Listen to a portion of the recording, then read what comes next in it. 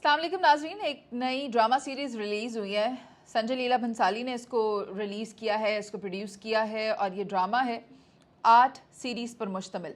1 मई 2024 को रिलीज़ होने वाला ये ड्रामा कहा जा रहा है कि माजी को बिल्कुल ठीक तरह से पोर्ट्रे नहीं कर रहा। उसमें कई सारे हिस्टोरिकल इवेंट्स इस तरह के हैं जिन्हें कि मिस रिप्रेजेंट किया गया है, हिस्ट्री को तोड़ मरोड़ कर पेश किया गया है। ख़ास तौर पर कुछ कैरेक्टर्स ऐसे हैं जिनके हवाले से आज बिलखुसूस हम बात करने जा रहे हैं। खैर, लोग बड़े फारग बैठे होते हैं, वो मूवीज़ को देखने लग जाते हैं, नेटफ्लिक्स पर सीरीज़ देखते हैं, लेकिन अगर आप कोई चीज़ इमेजिन करके बना रहे हैं तो ठीक है, लेकिन अगर आप हिस्ट्री को क्रिएट कर रहे हैं, हिस्ट्री को रिक्रिएट कर रहे हैं, तो फिर उसके अंदर आपको जो फैक्ट्स, फिगर्स और चीज़ें हैं उन्हें बिल्कुल उसी तरह से प्रेजेंट किया जाए तो बेहतर है। अदरवाइज़ आप हिस्ट्री के साथ मजाक कर रहे होते हैं। आप किसी फैक्ट को, किसी की सेक्रीफाइसेस को, एक टेन्योर को अगर आप गलत तरीके से प्रेजेंट करेंगे तो वह ना सिर्फ उस अहद के साथ नाइंसाफ़ी है, बल्कि आपके अपने काम के साथ आपकी नाइंसाफ़ी है। संजय लीला भंसाली की बात करें, हीरा मंडी प्रोड्यूस किया है और ब्रिटिश रूल का ये वक्त है जो उसमें दिखाया गया है। ब्रिटिश रूल के वक्त किस तरह जो फ़ौजी थे उन्होंने किस तरह बगावत की, लोग किस तरह से बाहर निकले, उसमें तवाइफ़ों का क्या किरदार रहा, बिलखुसूस क्योंकि ये एक इसी कैटेगरी को ख़ास तौर पर हाईलाइट कर रहा है तो फिर इसी की बात करेंगे। इंडिया इसको वॉर ऑफ इंडिपेंडेंस या Indian rebellion, Indian mutiny, Indian revolution के नाम से याद रखता है और भारत ये जंग हार गया था। ये इस तरह से हुआ या इस वजह से हुआ क्योंकि लीडरशिप उनकी एक साथ नहीं थी, आपस में जेलसी थी। अगर किसी ने किसी के हवाले से गलत बयानी कर दी या किसी ने उसकी रिपोर्ट दे दी जाकर ब्रिटिशर्स को, तो फिर उसको ओहदे दे दिए जाते थे, उसको नवाज दिया जाता था, जबकि दूसरी तरफ उसका बहुत भारी कीमत में नुकसान उतारना पड़ता था भारतीयों को, सब कॉन्टिनेंट में रहने वालों को। आगाज़ इसका हुआ था मीरठ, दिल्ली, कानपुर, लखनऊ और बिहार में। ये वो इलाके हैं, ये वो एरियाज़ हैं जहाँ पर इस चीज़ ने ज़्यादा हाइप पकड़ी थी या जहाँ पर ज़्यादा मसाइल पैदा हुए थे। लेकिन अगर हम इसमें बात करें कि ख़ास तौर पर वो किरदार जिसे कि मिस रिप्रेजेंट किया जा रहा है तो वो है अजीज़न बाई का। अजीज़न बाई वो तवाइफ थी जिसका असल नाम अजीज़ुन निसा था। उसको उसकी वालिदा ने अजीज़न बाई बना दिया, लेकिन क्योंकि वो पढ़ती थी, वो तालीम हासिल करती थी, तो उसके अंदर की जो खातून थी, अच्छे वाला जो उसका गुड कैरेक्टर था वो वहीं रहा, वो कैरेक्टर मस्क नहीं हो सका, तो वो अजीज़ुन निसा भी रही।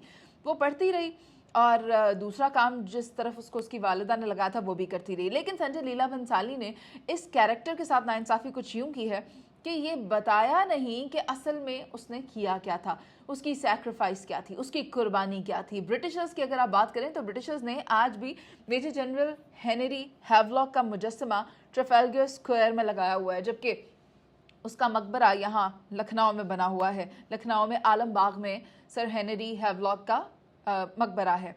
लेकिन अगर ब्रिटिशर्स अपने उन लोगों को याद रख सकते हैं तो फिर संजय लीला भंसाली साहब ने क्या किया है हीरा मंडी में अजीज़ुन निसा के कैरेक्टर के साथ एक बहुत बड़ी ज़्यादती की है। खैर, कैरेक्टर उनका ये था कि जब उनको पकड़ कर लाया गया, जब उन्हें गिरफ़्तार करके लाया गया, जब कानपुर की मशहूर तवाइफ़ के तौर पर इसको जाना जाता था क्योंकि ये वहाँ पर रात में नाचा करती, रात में इन फ़ौजी अफसरान के लिए नाच गाना किया करती थी घुंघरू वगैरह पहन के, और दिन में इन्हीं के ख़िलाफ़ तलवार लेकर घुड़सवारी और वो गन्स चलाना, वो सब वो काम किया करती थी। लेकिन उसको जब पकड़ कर लाया गया, उसे जब गिरफ़्तार करके लाया गया तो उसको पेश किया गया मेजर जनरल हेनरी हैवलॉक के सामने और हैवलॉक ने उसे ये कहा कि आप हमारे लिए मुखबरी करें, आप हमारे लिए जासूसी करें, हम आपको छोड़ देंगे। जब उसे गिरफ़्तार करके लाया गया तो she was dressed in a male army officers uniform. तो वो बड़ा हैरान हुआ, वो बहुत इम्प्रेस भी हुआ। उसने कहा अजीज़ुन निसा से कि आप हमारे लिए काम करें। अजीज़ुन निसा ने मना कर दिया। उसको लगा कि शायद वो डराएगा धमकाएगा तो वो मान जाएगी, लेकिन ऐसा हुआ ना। जंजीरों में जकड़ा उसको और फ़ौजी अफसरान के सामने खड़ा कर दिया और फ़ौजियों से कहा कि चलाओ गोली। और अजीज़ुन निसा वॉज द वन जिसने बोला कि उनको बुलाया अफसरान को और बोला कि खोल दो फायर, कि आप फायर कर दें और मैं सरेंडर नहीं करूँगी, मैं अपने ही लोगों के ख़िलाफ़ बगावत नहीं करूँगी, आपने जान लेनी है तो आप जान ले लें। तो उन्होंने उस वक्त उसको मार दिया था, उसका कत्ल कर दिया था, जिसके बाद उस कैरेक्टर को याद रखा जाना चाहिए था, लेकिन ऐसा हुआ नहीं। संजय लीला भंसाली ने यहाँ पर की है नाइंसाफ़ी। जो हीरा मंडी देख रहे हैं वो ये ज़रूर देखें कि कितनी अच्छी प्रोडक्शन है, कितनी अच्छी क्रिएटिविटी है, सिनेमाटोग्राफी कितनी अच्छी है, फिल्म कितनी अच्छी बनाई गई है, लेकिन जो कैरेक्टर्स के साथ ज़्यादती है वो ज़्यादती ही रहेगी, क्योंकि जो ज़मीर फ़रोश है वो ज़मीर फ़रोश रहता है। जिसने किसी लालच के इवज़ अगर अपने ही लोगों के साथ बगावत करके चंद एक दुनियावी फ़ायदे हासिल कर लिए सो कर लिए, लेकिन उसका नुकसान तो लोगों ने उठाया ना, फिर उसका नुकसान तो उसके सब कॉन्टिनेंट वालों ने उठाया ना। ये इसी तरह है कि अजीज़ुन निसा या अजीज़म बाई की जो सेक्रीफाइस थी उसने दे दी, उसने बगावत नहीं की, उसने वो नवाज़िशात नहीं ली ब्रिटिशर्स से और सफ़र किया, अपनी जान से हाथ धोया। लेकिन संजय लीला भंसाली साहब ने जो शोहरत हीरा मंडी से कमानी है सो कमा लेंगे, लेकिन अपने कलम के साथ वो नाइंसाफ़ी ज़रूर कर गए हैं। शुक्रिया।